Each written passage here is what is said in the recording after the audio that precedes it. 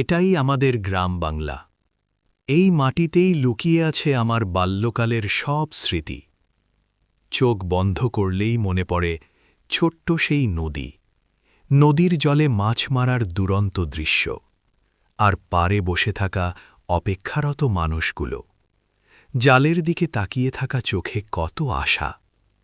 যারা গায়ে বড় হয়েছেন তারা জানেন, গ্রামের দিন মানেই ছিল প্রাণের দিন। গায়ে ছেলেদের সেই দুরন্তপনা, কাঁদামাখা পা, হাসিতে ভরা বিকেল, আর শৈশবের অফুরন্ত স্বাধীনতা। আঁকামাকা মেঠো পথ ধরে হাঁটতে হাঁটতে দুই পাশে সোনালি ধানক্ষেত, হাওয়ায় দুলে ওঠা শীষ, আর মাথার উপর খোলা আকাশ।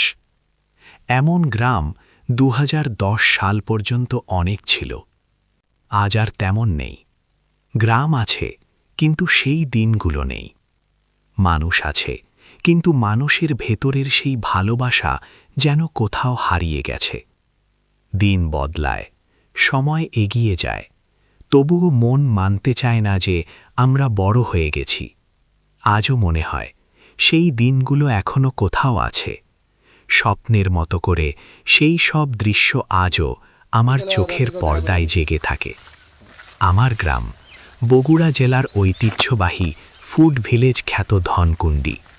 এই মাটি, এই গন্ধ, এই গ্রামই আমার প্রথম ভালোবাসা আর শেষ ভালোবাসা।